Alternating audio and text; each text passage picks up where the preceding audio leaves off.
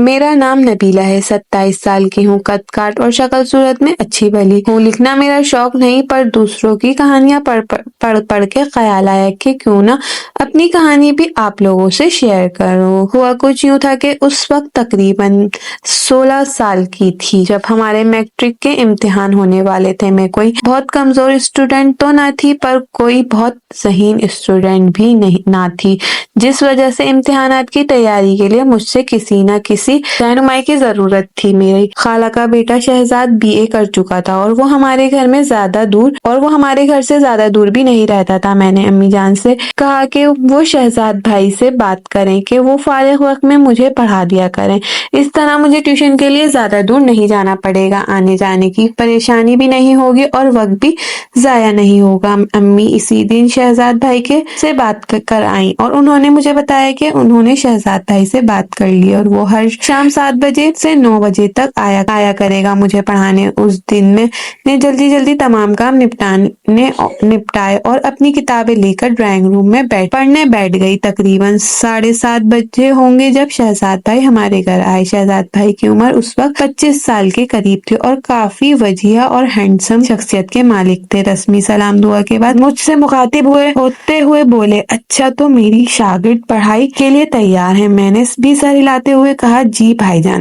Very good, یہ بتاؤ کس سبجیکٹ میں خود کو زیادہ کمزور سمجھتی ہو؟ شہزاد بھائی نے میری کتاب اٹھا کر اس کے ورق الٹے ہوئے کتاب پر نظر جمائے مجھ سے میں دوسرا سوال پوچھا تو میں نے انہیں بتایا کہ میتھ اور انگلش میں کمزور ہوں۔ میں تھوڑا سمٹ کر بیٹھی ہوئی تھی اور بات کرتے ہوئے بھی تھوڑی ڈر رہی تھی۔ شہزاد بھائی نے کتاب میز پر رکھتے ہوئے میری جانب دیکھا اور بولے، اگر اسی طرح تم گھبرائی اور ڈرتی رہو گی تو میرا نہیں خیال کہ تم کچھ پڑھ پاؤ گی اور وہ تم کو ذہن نشین بھی کرا سکوں گے، لہٰذا ڈرنے گھبرانے کی ضرورت نہیں۔ ہم دوستانہ ماحول میں اسٹڈی کریں گے اور جو کچھ بھی پڑھیں گے اسے یاد بھی رکھیں گے۔ جی بہتر ہے، میں خود کو تھوڑا بہتر ظاہر کرنے کی کوشش کرتے ہوئے بولی۔ اس دن پڑھائی تو خاص نہ ہوئی، البتہ شہزاد بھائی نے اپنوں باتوں میں چٹکلوں کی مدد سے میری گھبراہٹ دور کر دی۔ اب میں کافی ٹھیک محسوس کر رہی تھی۔ یہی وجہ تھی کہ شہزاد بھائی چٹکلوں کا جواب بھی چٹکلوں کی صورت میں ہی دے رہی تھی۔ میرا شغل پن بیدار ہو چکا تھا۔ شہزاد بھائی نے تھوڑی سی میتھ کی مشق کرائی اور انگلش کل سے شروع کرنے کا کہا کہ یہ گھر جانے کے لگے۔ امی نے انہیں روک لیا کہ چائے تو پیتے جائیں۔ شہزاد بھائی بھی چائے کے لیے بیٹھ گئے۔ چائے اور تھوڑی گپ شپ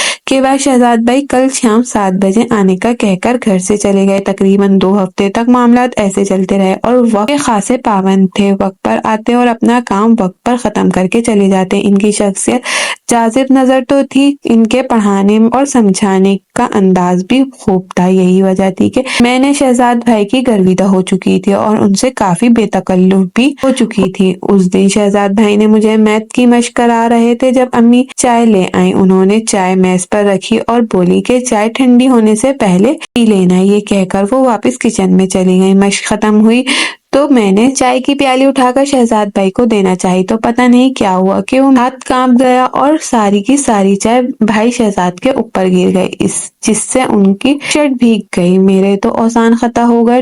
دوڑتی ہوئی گئی اور تولیہ اٹھا لائی۔ میں بار بار شہزاد بھائی کو سوری بول رہی تھی اور ساتھ ان کی شرٹ کو تولیے سے صاف کرنے کی کوشش کر رہی تھی۔ آپ جلے تو نہیں بھائی جان؟ میں نے تو مسلسل تولیہ رگڑتے ہوئے پوچھا۔ چائے سے تو نہیں جلا، لیکن اب بیٹھ جاؤ، کوئی بڑی بات نہیں ہے، اور اسی طرح تولیے سے ان کی شرٹ کو صاف کرنے لگ گئی۔ شہزاد بھائی نے مجھے روک دیا اور بولے، بس کرو ببلی، گھر میں مجھے سب اسی نام سے بلاتے تھے۔ ایوری تھنگ از فائن، تم خواہ پریشان ہو رہی ہو، لیکن میں خود بہت پریشان تھی، اس لیے جب میں نے انہیں اس شفقت سے پیش آتے ہوئے دیکھا تو میری آنکھوں سے آنسو نکل آئے۔ انہوں نے جب یوں روتے ہوئے دیکھا تو بولے، روتی کیوں ہو؟ تم نے جان بوجھ کر چائے تھوڑی گرائی ہے، یہ تو حادثاتی ہے، ایسا ہوا ہے۔ اس کی ڈھارس باندھنے پر مجھے حوصلہ ہوا اور میں نے آنسو پوچھتے ہوئے، جانتی ہوں کہ حادثہ ہوا ہے، لیکن حادثہ کسی نہ کسی غلطی کا ہی نتیجہ ہوتے ہیں اور اس حادثے کی غلطی کی میں ہی ذمہ ذمہ دار ہوں۔ شہزاد بھائی بھی شاید ماحول کو خوشگوار بنانا چاہتے تھے، اس لیے بولے ببلی میں تمہیں اجازت دیتا ہوں کہ تم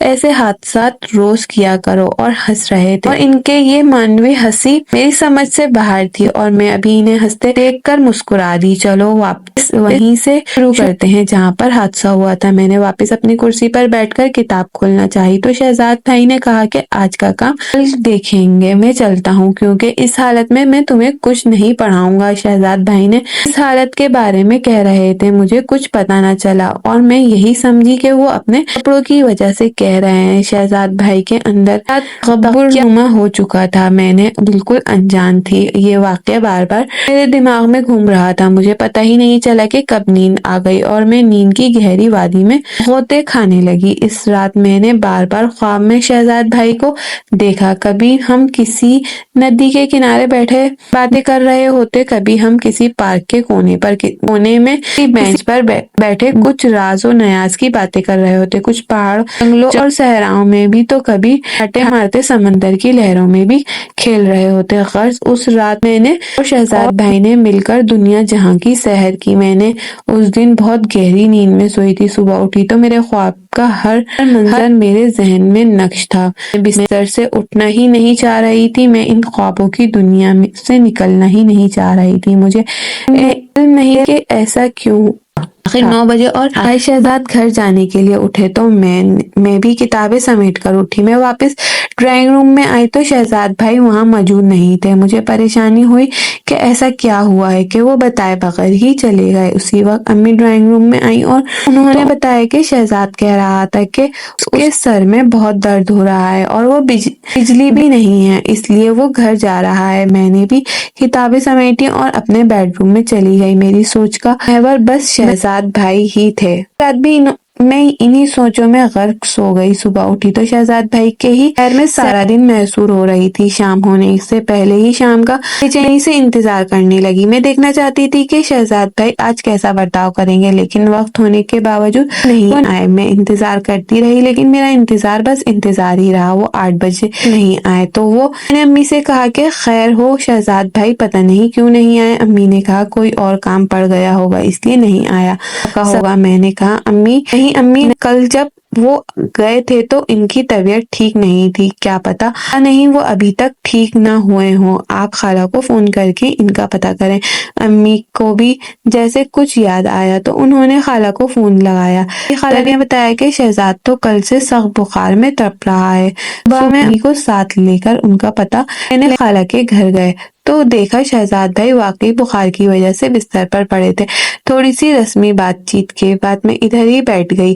خالہ اور امی بھی ساتھ بیٹھی اپنی باتوں میں مصروف ہو گئیں۔ شہزاد بھائی نے ایک بار کی ہماری طرف دیکھا، پھر انہوں نے اپنی آنکھیں موند لی۔ ہم خالہ اور امی کی موجودگی میں کوئی بات نہیں کر سکتے تھے، اس لیے ہم خاموش بیٹھے تھے جبکہ خالہ اور امی باتیں کر رہی تھیں۔ باتوں میں خالہ نے بتایا کہ ان کی سہیل کی بیٹی کی شادی تھی جہاں ان کا جانا بہت ضروری تھا لیکن نہیں جا سکتی۔ امی پوچھ رہی تھی کیوں نہیں جا سکتی تو خالہ بولی جس کے ساتھ جانا تھا وہ بستر پر پڑا ہے اور اس کے بھائی صاحب خالو بھی آفس چھٹی نہیں لے سکتے کہ ان کے ساتھ چلی جاؤں۔ امی چونکہ خالہ کی سہیلی جانتی تھی اور انہیں پتا تھا کہ وہ کدھر رہتی ہے، اس لیے خالہ سے بولی تمہاری سہیلی کون سا دوسرے شہر میں رہتی ہے، ٹیکسی پکڑو اور 2-3 گھنٹے میں واپس آ جاؤ۔ میں نے یہ سنا تو میرے دماغ میں آئیڈیا آیا ہے کہ اگر امی اور خالہ شادی پر چلی جائیں تو مجھے شہزاد بھائی سے اکیلے میں بات کرنے کا موقع مل جائے گا۔ یہی سوچ کر میں امی تائید نے کہا خالہ اگر آپ کی سہیلی اسی شہر میں رہتی ہے تو آپ کو ضرور ہو آئیں، شہزاد بھائی کی فکر نہ کریں، 2-3 گھنٹے تک ہم ان کی ذمہ داری کر لیں گے۔ خالہ اور امی دونوں کو میں نے شادی پر جانے پر آمادہ کر لیا، اگرچہ امی جانا نہیں چاہتی تھی۔ ان دونوں کے جانے کے بعد میں شہزاد بھائی اب گھر میں اکیلے تھے۔ کوئی 15 منٹ تک ہم میں کوئی بات نہ ہوئی۔ شہزاد بھائی ویسے بھی آنکھیں موندے لیٹے رہے، شاید وہ میرا انتظار کر رہے تھے کہ میں کوئی بات شروع کروں، لیکن میں بد تہذیب میں رہی کہ بات شروع کیسے کروں، کون سی بات کروں۔ اور خاموشی ماحول میں عجب سرسرایت تھی۔ شہزاد بھائی نے میری آنکھیں کھولی، کہا تم نے مجھے جلا ڈالا اور